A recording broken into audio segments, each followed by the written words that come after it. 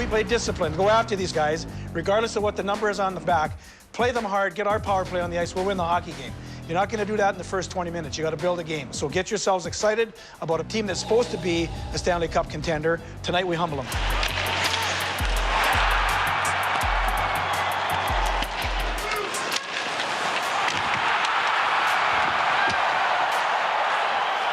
Listen, dig down, get in the battle or get off the ice.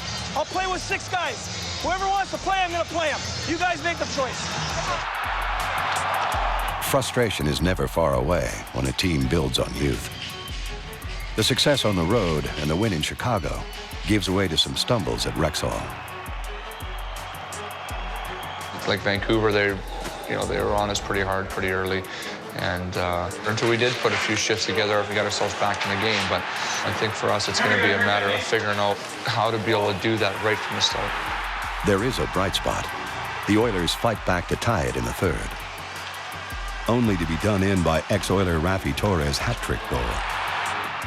Ball caps on the ice add insult to injury and serve as a reminder that hockey is also a head game. And as much as they're highly paid athletes and they're fine-tuned machines, it still is very much a psychological game. There's a huge amount of mental skill that goes into performing at a high level. There's an 82-game schedule. The biggest thing is getting used to the grind and trying to find some consistency and being ready and prepared every night.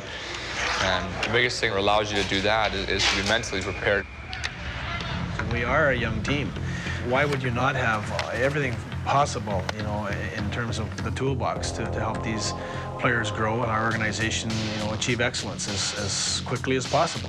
They're young guys. They got fresh legs. They can skate all day long, so it's not so much physically being ready as much as it is mentally. Aiming to sharpen the team's mental fitness, the Oilers hire performance coach Kim Amaro. She brings experience with the Rangers, Blue Jackets, the NBA Knicks, and Canadian Olympic teams to the mix. Basically helping people be at their ideal performance states consistently, playing at their highest level. It doesn't matter whether we're young or experienced or a contender or a defender or whatever we are. The bottom line, these people have an area of expertise that as a head coach I can only scratch the surface with. They're all top performers that want to be at their best. They want to play more and they want to play better. So the motivation and that eagerness is all there, so it's pretty interesting to see. No position in sport is more mentally demanding than goal. With Jeff Delorier gone to the farm team in Oklahoma City, the Oilers put their faith in 24-year-old Devin Dubnyk. Nice. Let's see how good I shoot today. Nice, very good.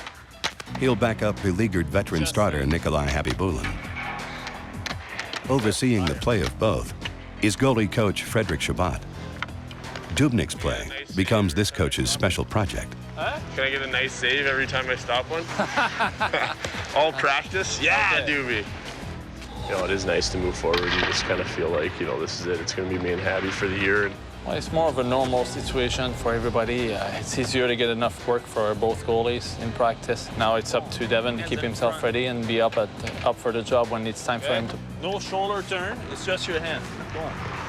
As with any goalies, you got to work on the basic stuff all the time. So in the game, he doesn't have to think. He just responds and reacts to whatever's in front of him. He's real technical and works hard and really breaks everything down. So for a big guy like me, who it's important to work on those small things and the technical things, he's a great guy to have around. All right.